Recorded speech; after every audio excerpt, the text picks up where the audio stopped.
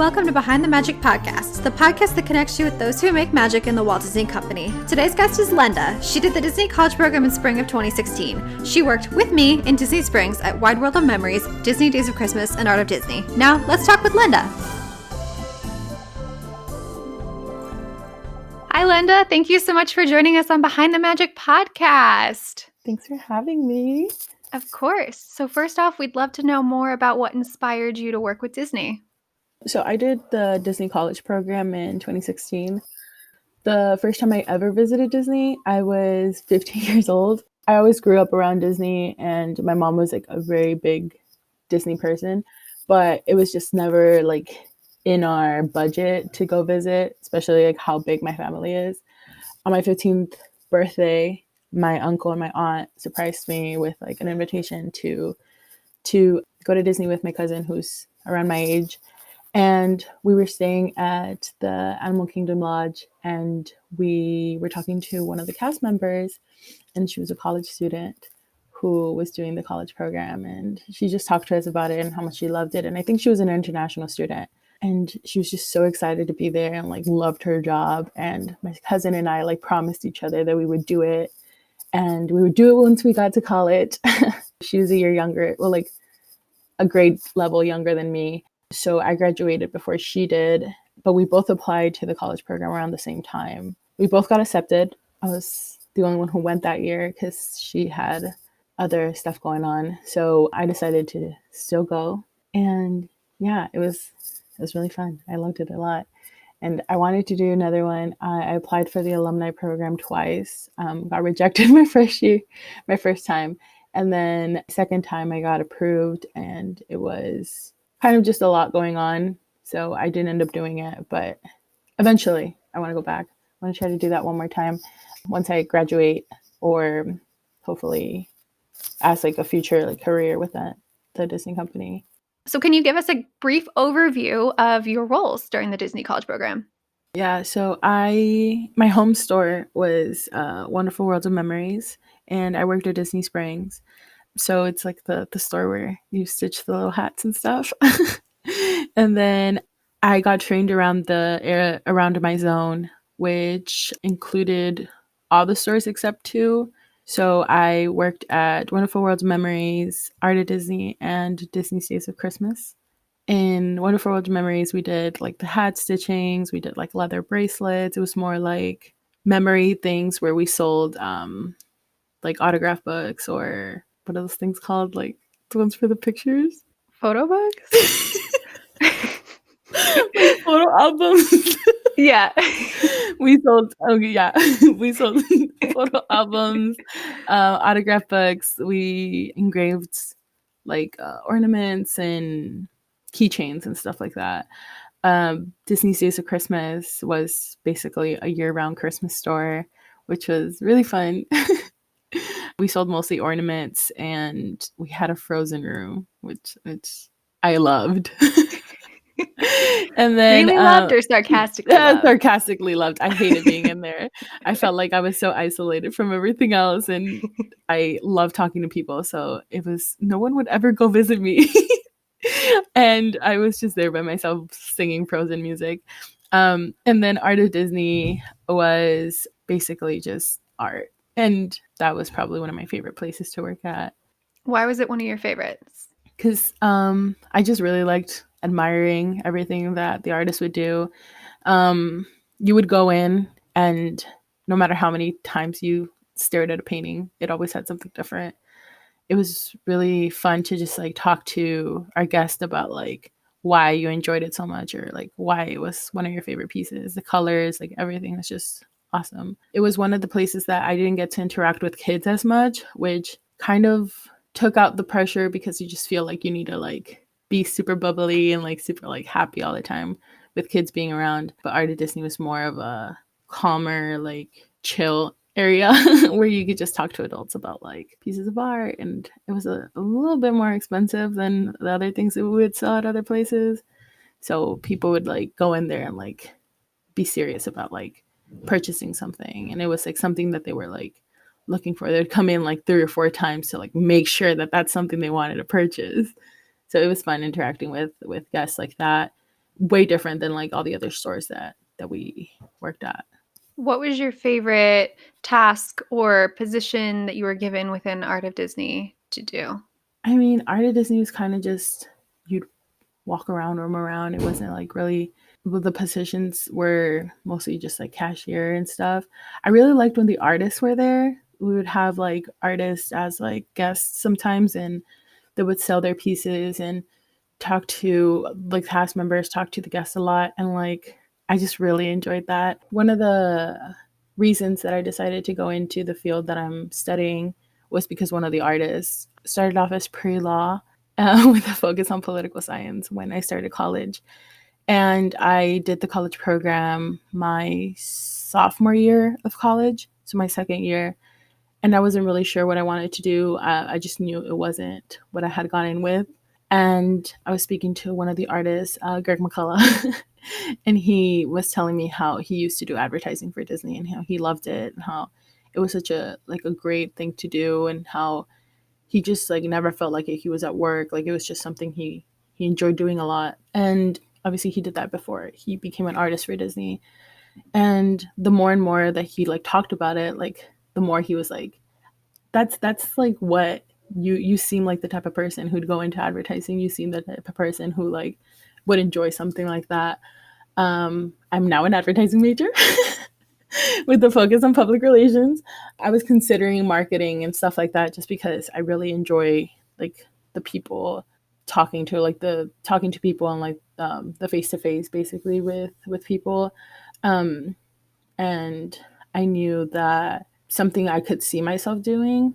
So he really like kind of pushed it for me, and he was just like, yeah, like you seem like you'd be a great person to do that. Like you just remind me a lot of like the people that I interacted with when I used to do advertising. And I was just like, wow. Not to say that like I went into advertising just because of Greg, but like it was one of like my biggest pushes, because like I mean, I interacted with him a lot, and I think he was one of the artists who was there a lot during my program, and he was a big part into why the reason I'm in advertising now. That's incredible. He really changed part of your life in a way. Yeah, I love Greg. Shout out to Greg. He's great. He really is the best. Cool. And I just like loved working with him. He was just like such a like chill person to have around the store. I feel like he calmed a lot of the nerves that we would have on a daily basis at Art of Disney. And he was just so cool. Like when we worked there, I remember how he had like a game basically with like kids. We wouldn't really get much kids in the store, and like parents who were like looking for pieces and stuff. And I remember he would always have like these games for kids on like who could find the most hidden Mickeys in his stuff. And he would give them a little token. And I remember Marissa and I worked at Art of Disney together. And one time I think we were like pretty slow. And me and her were like intensely looking for all the hidden Mickeys. And he gave us the token. I still have it. It's one of my favorite things ever to talk about. I'm like, yeah, I got a token from Garrick McCullough. He was the best. The interactions that he had with like younger kids who wanted to be artists were incredible. He's really good at inspiring people in anything, really. With you with advertising or kids with drawing, he's a great staple to the Disney brand. Really was. He really is.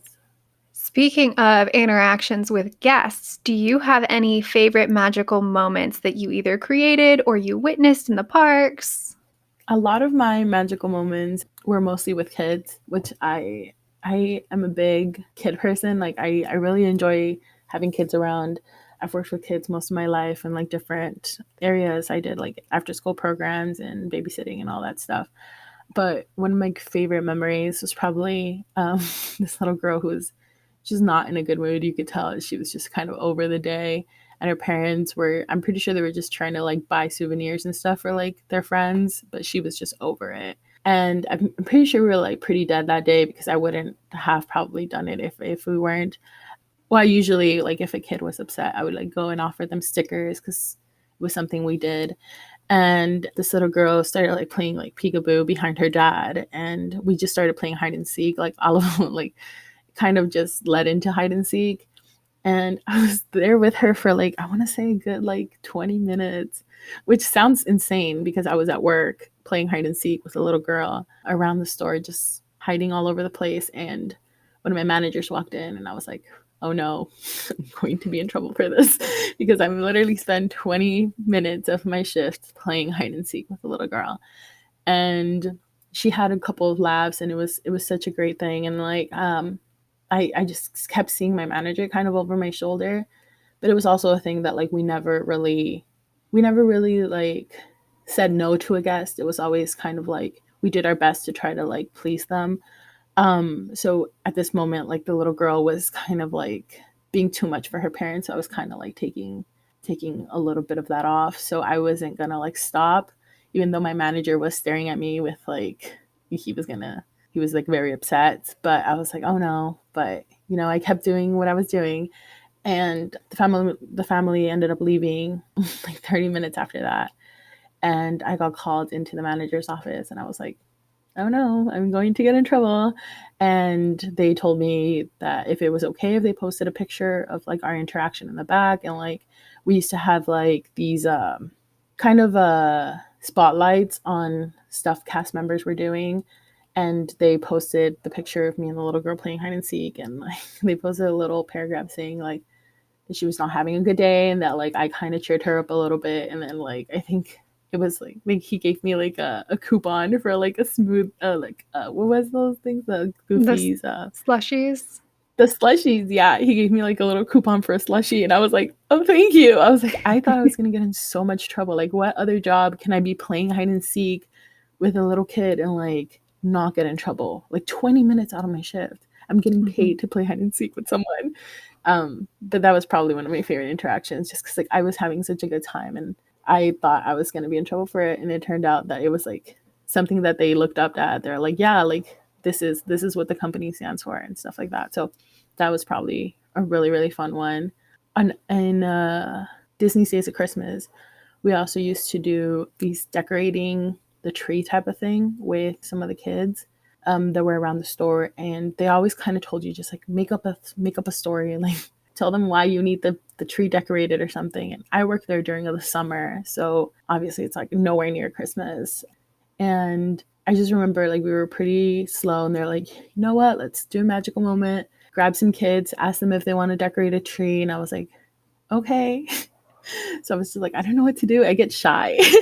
So I just remember I just went up to a bunch of kids and I was like, hi. I was like, do you want to do me a big favor? And they're kind of like shy about it. I'm like, well, Mickey forgot to decorate his tree last year and he was so upset about it. It's like, so this year he's getting a head start. And I was like, and he needs your help to decorate it. So I had them like pick out their favorite ornaments around the store and bring it to the small tree that they had there and like help me decorate the tree, which is so cute. And then they get like a little certificate that they helped Mickey so they can show it to Santa. It's just the cutest thing ever. But that was one of my favorite things too, like just the interactions with the kids and how excited they get about just like things that we don't even like think about decorating a tree. So small moments. How often did you get to decorate the tree during your shifts? I think that was like one of the only times that I got to do it. During the time that I worked there, I was there for like 6 months, and I think I saw it done like around 5 times. Not that many, but it was always kind of just whenever we really had the time, or also when like the store wasn't crazy packed, and we were there in the middle of the summer, and it's Disney, so we were always packed. But yeah, little times like that was just really fun. But yeah, we were always really, really busy. So whenever we'd have those little times was really special. What has Disney brought into your life? I guess just more of a sense of like enjoying things a lot more. I always tell people that like I was the happiest in my life when I was living in Florida, even though I wasn't in school and like I took time off of school. And obviously, I mean, if you've been a Disney employee, Disney, especially a college member, a college student working for Disney, it's not the best pay, but it was just, I enjoyed everything. Like if it was just one of my days off, like just being at the park, sitting there watching people, like people watching was my favorite thing to do when I was at the parks. I didn't have to like do anything else. It was just the smallest things that like I was able to enjoy a lot more, appreciate the things a lot more. I live in Michigan, so it's freezing all the time. And that nice Florida weather was great. But yeah, just being able to like appreciate the small things and just kind of have like more of a sense of happiness, and like how no matter how bad things might get, there's always going to be something that's going to turn it around. And it's kind of like always been my, I guess, motto of like, it's going to get fixed somehow. It'll take some time, but it will eventually turn around. And I feel like that was kind of the mentality that I got working for Disney, that no matter how hard it got sometimes, like it was always something positive that was going to come out of it. So trying to keep that in mind whenever I have a hard day and stuff, especially with like school and work and everything going on with the pandemic. But it definitely changed my attitude towards things. And I also feel like it gave me a lot more social skills. I went into Disney without knowing anyone, and most of my friends now are still my Disney friends. I still keep in contact with most of them, and we try to take trips and see each other as often as we can, especially one. Who? Just kidding. So you mentioned being in the parks. So what would be your ideal day off? Oh, I love that. My ideal day off usually consisted of being by myself. It was usually my time to kind of recharge. I try to be a very social person, but you know, there's the times that you need to like energize yourself and be by yourself. So I'd usually go to the parks by myself, usually would hit up Magic Kingdom, or Hollywood Studios, which were two of my favorites. If I did Magic Kingdom, I would usually get a coffee or a tea. I would drink tea, actually. I didn't drink coffee during my college program. I would get a tea, would get a fresh fruit waffle, which are my favorites. They're so good. It's literally a waffle with Nutella and a bunch of fresh fruit. It's so good. And then I would just sit by the hubgrass and people watch, or I would go to People Mover and like people watch and sit around Main Street waiting for the 3 o'clock parade. That's all I would do. Sounds like the perfect day off. Yeah, they were so great. And then if I did Hollywood Studios, I would usually just go to Tower of Terror, Rock and Roller Coaster. I just like rides and watch the Beauty and the Beast show. That was my favorite. So usually would do that. Those are the only 3 things that I would do on my days off, was watch the shows and be by myself, which is a great way to recharge. And just, it sounds a little scary just like going to the parks by yourself, especially if you haven't worked there. Kind of just sounds a little odd. You're just like, why are you gonna go to the parks by yourself? It's like a thing that you do with people. Like, no. If you have an opportunity to do the parks by yourself, it's just so calming. And so like you don't have to like take any input on like where to go or like what rides to do and stuff like that. You do whatever you want to do. You're by yourself. So it's so fun. It's great. You get to choose your whole path. If you want to skip that 40-minute wait line, you can, or you can hop right in and ride Frozen after 40 minutes. True. And you can also just get on single rider and toss that. It's fun. That's true. Single rider is a great gift. I would love to know if you have any advice for people who are hoping to work for Disney in one day. I say just do it. A lot of people are always like, well, what about one of my big things that people are always like, do you regret it? Because like I took time off of school. Why did it? Like you don't necessarily have to take time off of school, but I just felt like I wasn't in the right mindset to figure out what I wanted to do. So Disney was kind of my time off to figure out what I wanted to do with my life and if I wanted to continue in the path that I was in. But no matter like the stuff that like I struggled with after and before, I felt like Disney was the perfect opportunity and was probably like one of the best choices. The group that I went in with, like my training group, I was the only one that stayed. Everyone else self-termed, which was understandable. They had other things going on, but I felt like Disney was kind of like the right place that I needed to be at the moment. And if you kind of feel like you need some clarification on like what you want to do, what you feel like you don't really know what you want to do with the rest of your life, I feel like Disney is always such a good place to like kind of reset and like think about things, because you're in a different, it feels different. It really does. Like I've talked about like going down to Florida and like how I feel like my skin just clears and my hair Mm-hmm. just feels better, and like how I just feel like a whole new person every time I'm down there. But I feel like it's just kind of that mindset I put myself in, that like that's home for me. It just feels good, and like I feel like if anybody wants to like try, there's always the option of like quitting, which sounds bad, but like there is always that option of just like, this is not the place that you want to be at, or this is not the place that you thought it was. You can always just leave, but it's always such a great opportunity to do if you do have the chance to do it. It's life changing for sure. It's great. People like always get mad or annoyed that I'm constantly talking about my college program because it was so long ago, but but I can never like stop. Like it's literally, I have so many stories to tell. I have so many memories, and like it was just such a good place for me to be at the time in my life that I was at. Mm-hmm. And I feel like everybody should be able to like experience that, and it's great. So if anybody's thinking about doing it, say just pull the trigger and do it. It's great. It's a fun time. Everybody that like I know that's done it has loved it, even though they've had to like end it or had to leave sooner than they thought. It was always like they always had a positive experience. It's a really great program. This leads us into our Magical Express round. So I'm going to ask you a series of questions just to get your favorites, your insider tips, all the above. Okay. So first off, what is your favorite Disney movie? Oh, that's a loaded question. I feel like most of my Disney favorites are not necessarily like my favorites. It's just the time that like I can watch them and rewatch them without like getting tired of them. It's usually Hercules, Mulan, Beauty and the Beast, Alice in Wonderland, and Peter Pan. So I don't have a favorite. Like it's literally just a group of movies that I can rewatch constantly. On Moana, and now Coco too. You're on like Coco's a big 2 one. hands now. I'm sorry. Like 7. It went from 1 to 7. I don't have a favorite Disney movie. It's just movies that I can constantly watch without getting tired of them. And That's there's fair. 7 of them. It's understandable. It just wasn't the number I was expecting. So let's see if you have just one for this next one. Favorite Disney character?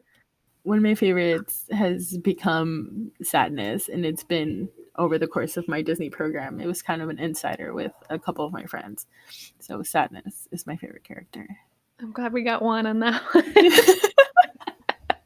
Favorite park? You've only got, well, technically 6 options if you're counting. Hollywood Studios for sure. Okay, there we go.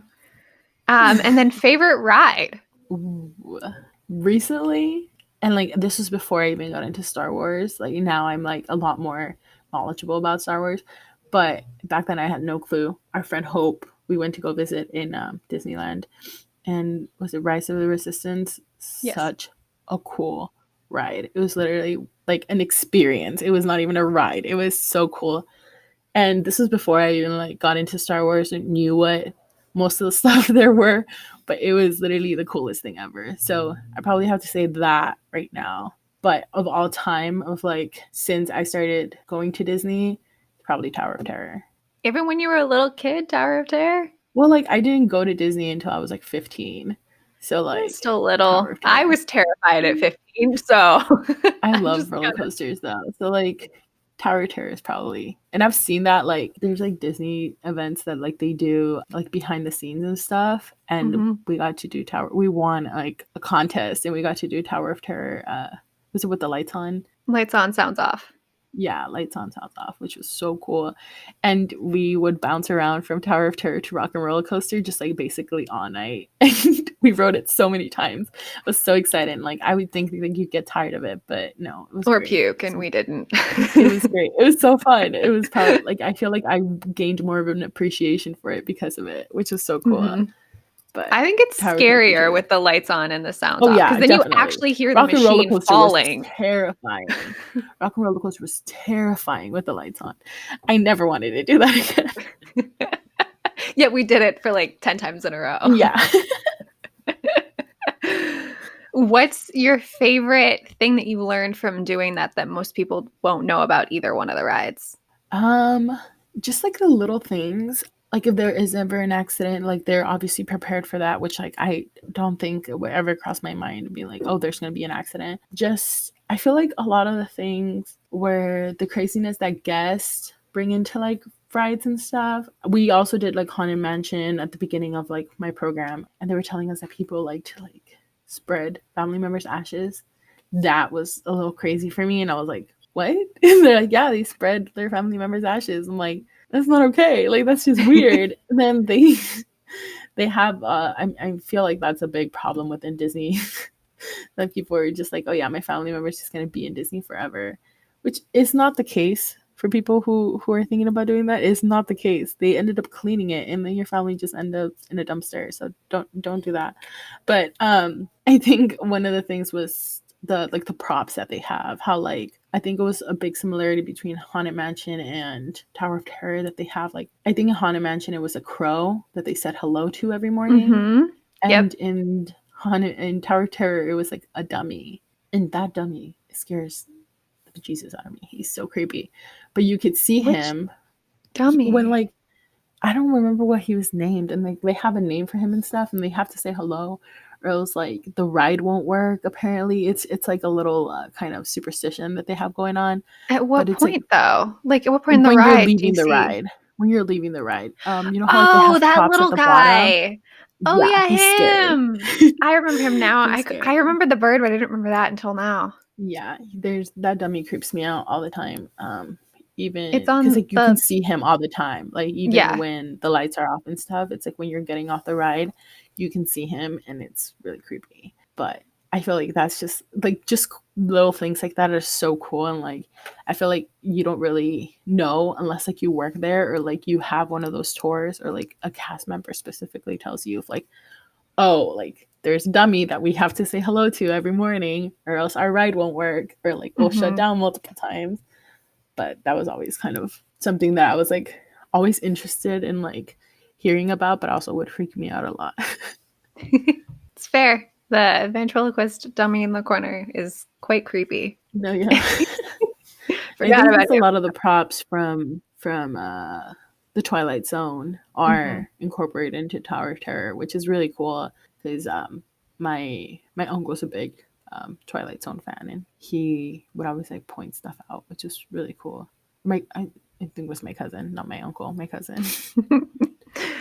Do you have any tidbits that you can share that you remember off the top of your head? They're exiting the ride. There is a circle marked with a chalk, and I know that's part of one of the episodes. And I'm pretty sure the dummy is also from one of the episodes. You can just catch like a lot of little things, especially when you're in like the waiting room. Mm-hmm. There's a lot of if you're the Twilight Zone fan, like you would enjoy Tower of Terror.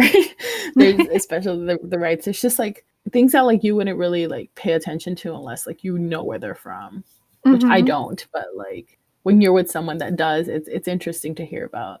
Yeah, it's interesting to hear from an expert what's going on.